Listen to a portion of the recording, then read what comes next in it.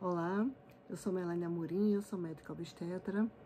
Eu tenho residência e título de especialista em ginecologia e obstetrícia, mestrado em saúde materna infantil pelo IMIP, doutorado em tocoginecologia pelo Unicamp, pós-doutorado em tocoginecologia pelo Unicamp, em saúde reprodutiva pela Organização Mundial da Saúde. Quem tiver interesse em mais detalhes sobre o meu currículo Lattes, tem um link aqui abaixo deste vídeo. Eu vou abordar agora aspectos relacionados com assistência pré-natal e ao parto de mulheres com Covid-19. Então vamos falar primeiro sobre os casos leves de Covid-19. Quem tem Covid-19 durante a gravidez, antes do parto, esses casos não requerem internamento. A mulher vai ser avaliada.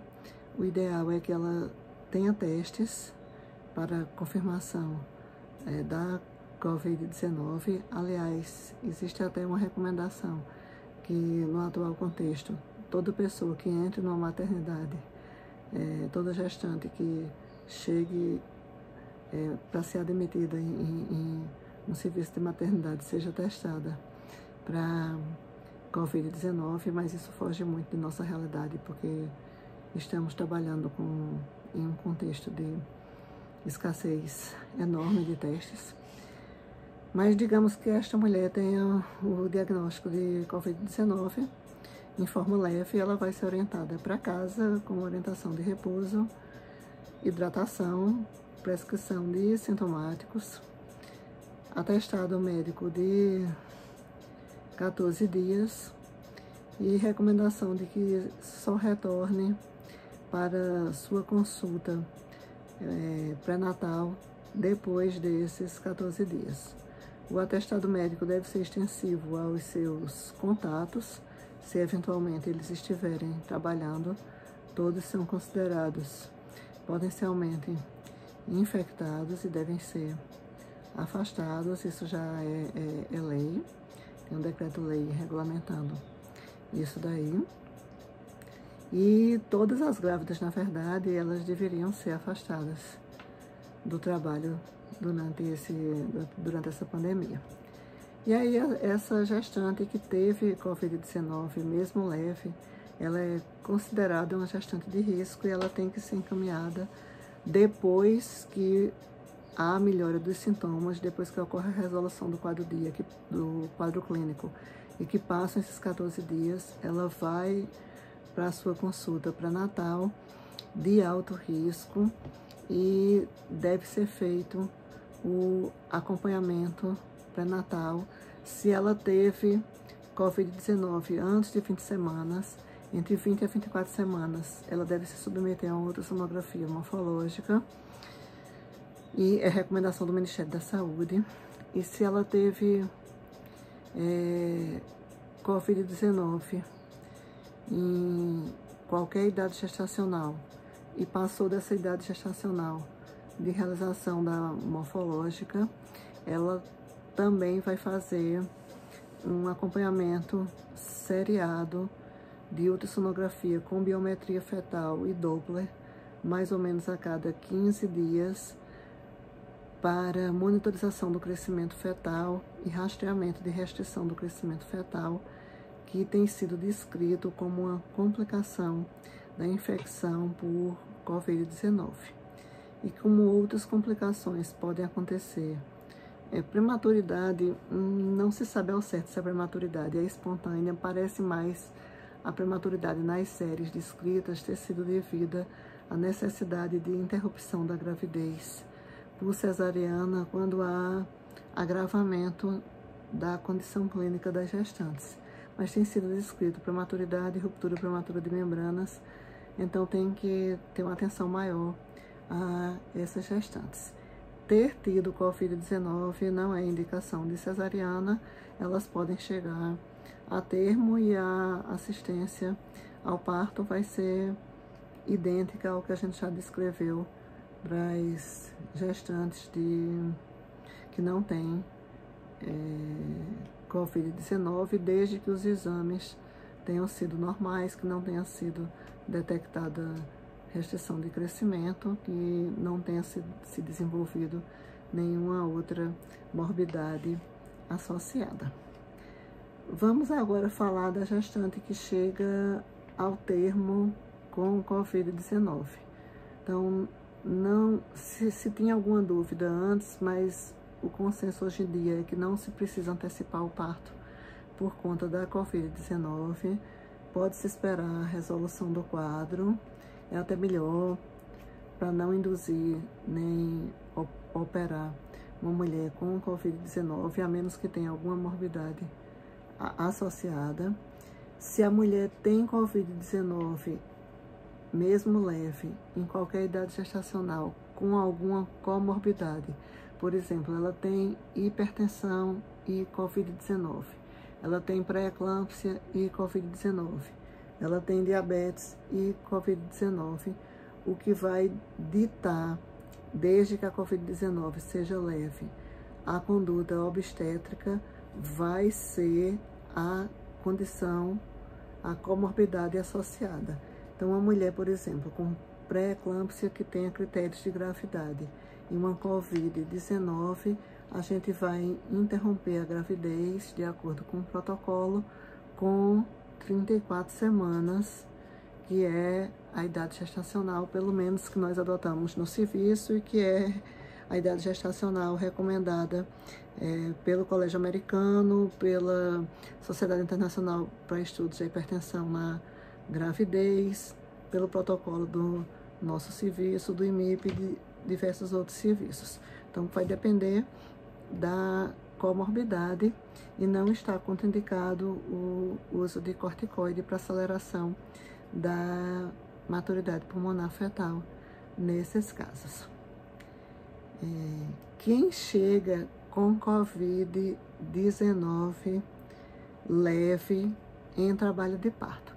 Então, é a mulher que está lá com Covid-19 leve e chega lá com seus 4, 5 centímetros. Nós vamos acompanhar esse trabalho de parto, porque Covid-19 não é por si só indicação de cesariana. A via de parto é obstétrica. Toda vez que a gente diz a via de parto é obstétrica, quer dizer que a gente só vai fazer uma cesariana se tiver uma indicação caracterizada pelos obstetras, uma indicação por uma condição obstétrica. Só que a gente vai precisar acompanhar esse trabalho de parto, monitorizando o bebê, e aí os guidelines sugerem que o ideal seria cartografia, mas pelo menos no nosso serviço a gente não tem condição de fazer cartografia contínua dessas mulheres, então a gente vai de ausculta fetal intermitente a cada 15 minutos mesmo. Tem outros serviços também que não dispõem de cartografia contínua, mas só lembrando que isso é uma recomendação de outras sociedades, é da FIGO, do Royal College. E a mãe, ela precisa ser monitorizada com frequência cardíaca, frequência respiratória, temperatura, pressão arterial também, e muito importante com a saturação de oxigênio, a saturação periférica através de um oxímetro, porque a gente tem que manter essa saturação de oxímetro acima de 94%. Se ela está respirando bem, ventilando espontaneamente, tolerando bem o trabalho de parto, esse trabalho de parto vai progredir. Lembrando que a equipe vai estar paramentada para prestar assistência a esse parto. A mulher deve estar usando uma máscara cirúrgica. O acompanhante, que pode estar presente, ele também vai estar usando uma máscara cirúrgica, e nesse caso não é uma máscara de pano, tem que estar usando uma máscara cirúrgica, e a equipe vai estar usando uma máscara N95, pelo menos foi preconizado no nosso protocolo, porque a gente acha esse cenário aí muito desorganizado, e a equipe vai ficar mais bem protegida com a máscara N95. Se for só para fazer uma ausculta fetal, basta estar com gorro, máscara, protetor facial, e a realização da ausculta é simples. Para qualquer procedimento, um toque, por exemplo, e para assistência ao parto propriamente dita, aí sim a gente quer a parapentação completa, o avental protetor, 2 pares de luvas, porque se você vai tocar, de repente a bolsa rompe na sua mão, o parto normal tem sangue, tem secreções, são muitas possibilidades, inclusive assim também a eliminação de fezes, e essa proteção da equipe é bastante importante. Caso a saturação caia abaixo de 95%, pode-se oferecer catéter sob máscara e considerar abreviar o período expulsivo com fórceps ou vácuo extrator se a mulher está apresentando sinais de exaustão ou se ocorre essa queda da saturação.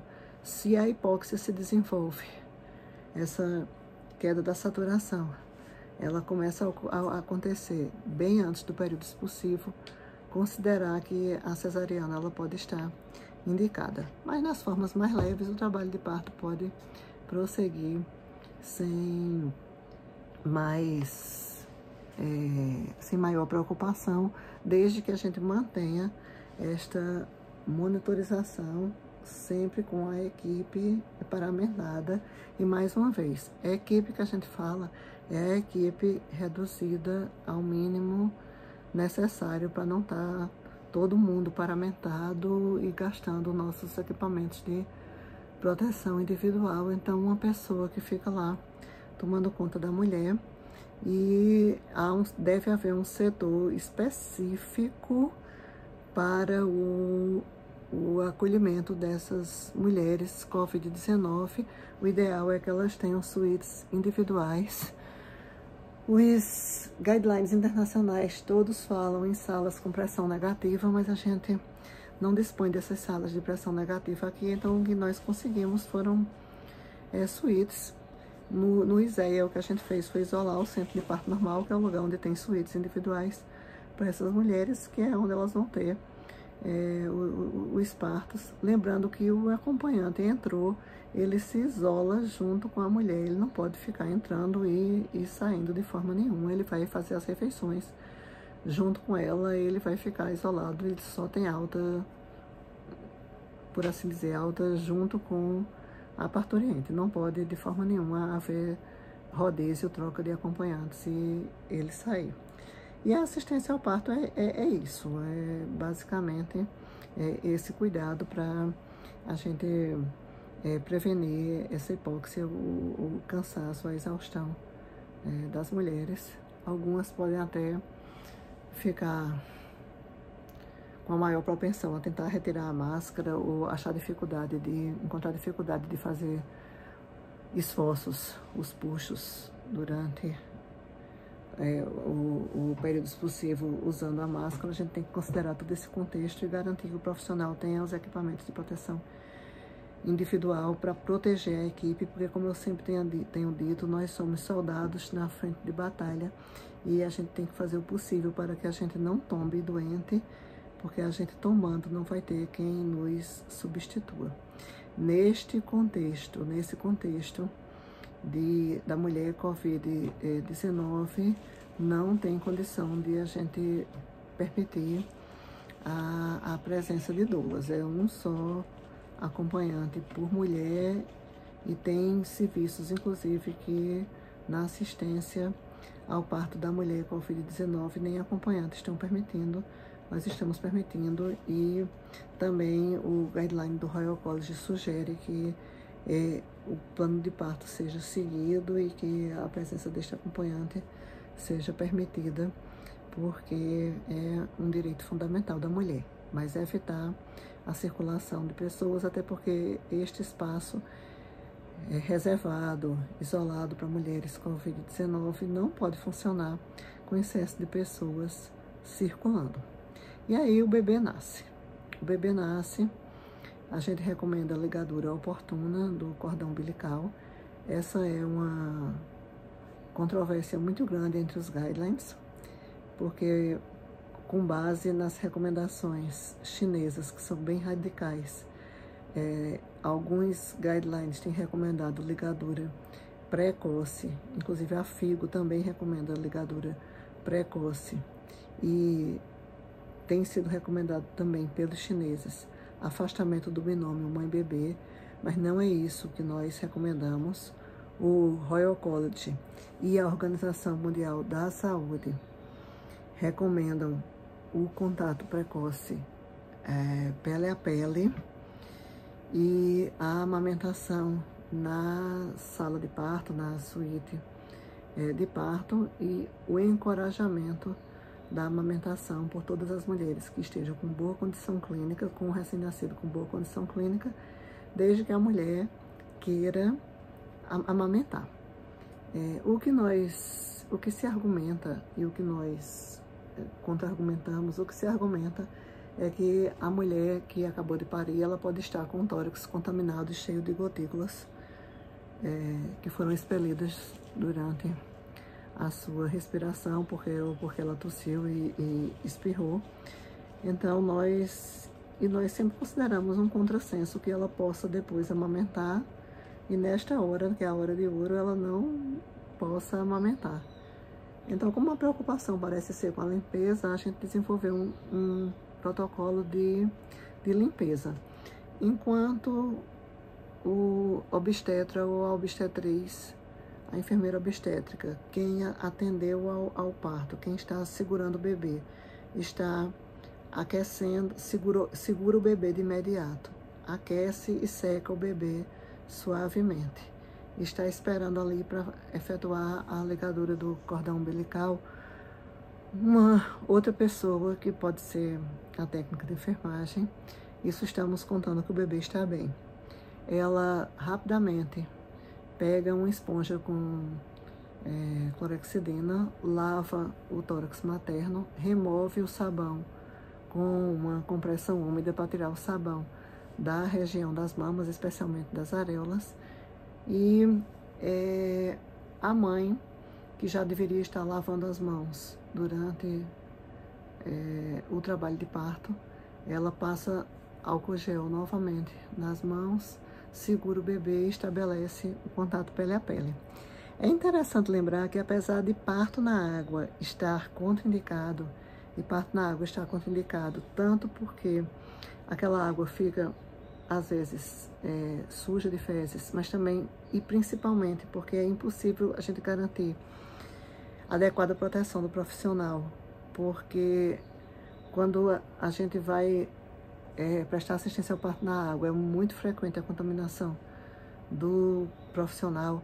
As mulheres podem recorrer a banhos de chuveiro com água morna como método de alívio da dor durante o trabalho de parto, e esses banhos de chuveiro, eles são também uma ótima alternativa para ajudar a remover essas secreções que poderiam facilitar ou aumentar o risco de contágio do bebê. Então, esses banhos de água morna, eles podem até ser incentivados.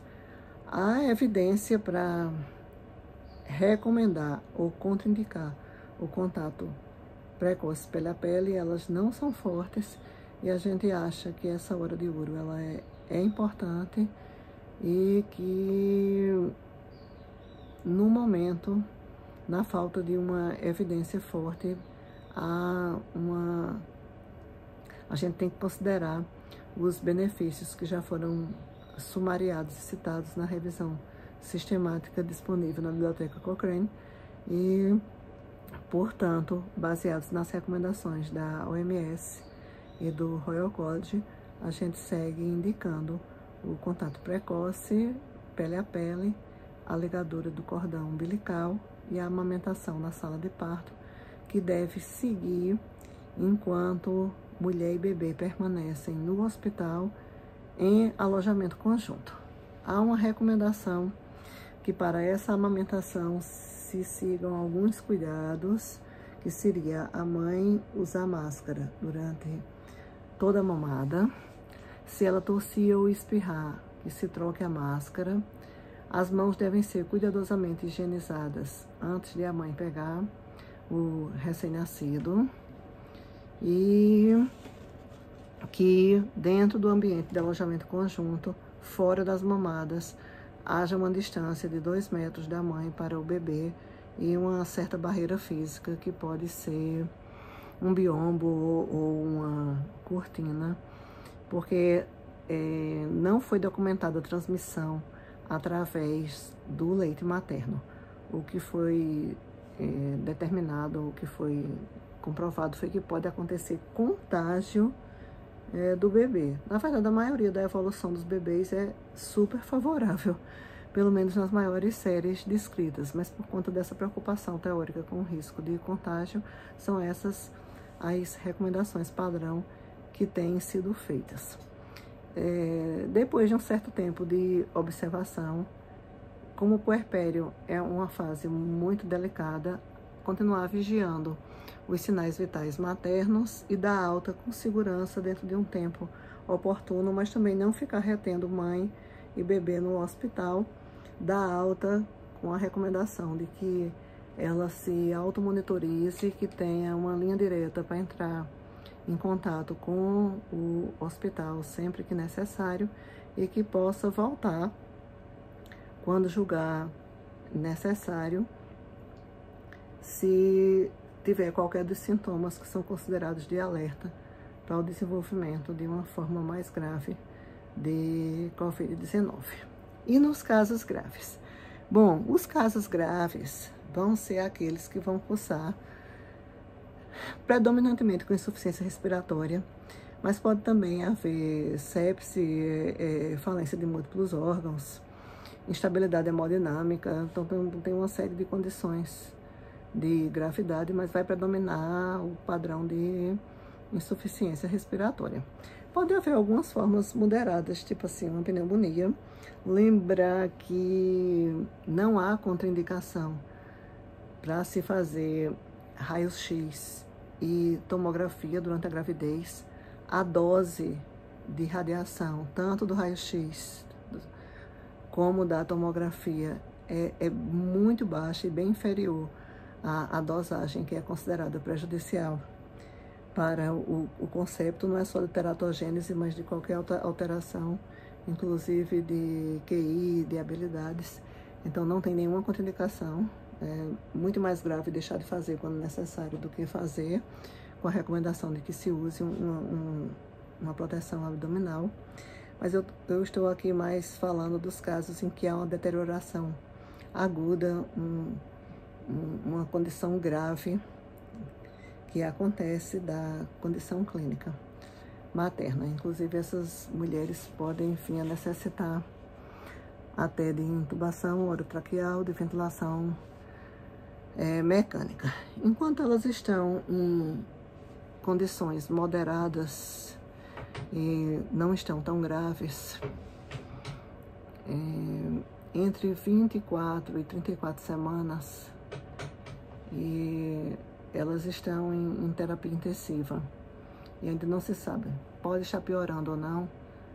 Ainda é controverso, mas parece não haver contraindicação de se fazer corticoide para acelerar a maturidade pulmonar fetal. Havendo, porém, rápida deterioração da condição clínica materna, com padrão de insuficiência respiratória, a interrupção da gravidez, ela é indicada com o objetivo de tentar melhorar a condição clínica materna.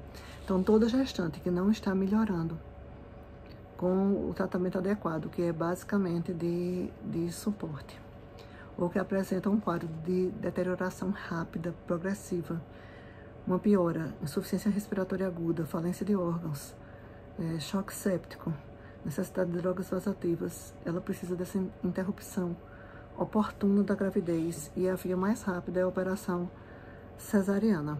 Às vezes, ela necessita de uma cesariana tão rápido que a cesariana precisa ser feita dentro da própria unidade de terapia intensiva. Não há tempo nem de descer ou subir. Eu digo descer porque no nosso serviço o centro cirúrgico é embaixo, mas não há tempo de transferi-la para o centro cirúrgico. Mas ninguém deve demonizar a cesariana, porque cesarianas necessárias salvam vidas. E a cesariana pode estar muito bem indicada dentro desse contexto. Há relatos de que há uma melhora clínica que melhora a capacidade de ventilar, de ventilação materna, e também pode significar a única forma de salvar o bebê, porque diante de um ambiente de hipóxia, o bebê certamente vai entrar em sofrimento. Então, existem todas essas condições que já são bem previstas e determinadas em guidelines e em diversas séries que indicam a interrupção da gravidez. Se a mulher já tiver feito corticoide, tudo bem, mas se não, a gente não vai retardar essa interrupção de urgência com o objetivo de retardar com o objetivo de esperar que a dose de corticoide faça efeito. Lembrando que drogas que estão ainda em caráter experimental, como cloroquina, hidroxicloroquina, lopinavir, ritonavir e tantas outras que ainda dependem da realização de ensaios clínicos para incorporação à prática clínica diária, a gente não está autorizado a fazer uso em gestantes sem que elas tenham sido adequadamente testadas na população geral. Então, elas não estão indicadas, e nas puérperas, elas só devem ser feitas dentro de protocolos rigorosos de pesquisa ou, eventualmente, se a instituição tiver um protocolo de uso compassivo, o que também requer protocolos rígidos para monitorização de segurança e efeitos adversos. Então, essas drogas não são recomendadas de rotina. Era mais ou menos sobre esses aspectos que nós queríamos abordar. Eu, particularmente, sou uma pessoa que odeia vídeos longos, porque eu não tenho tempo de assistir. No tempo que eu assisto, levo para assistir um vídeo, eu sempre brinco dizendo que eu já leio 3 artigos. Mas, infelizmente, esses vídeos estão ultrapassando o tempo que eu me reservo a fazer os meus vídeos, que muitas vezes eles são bem mais breves.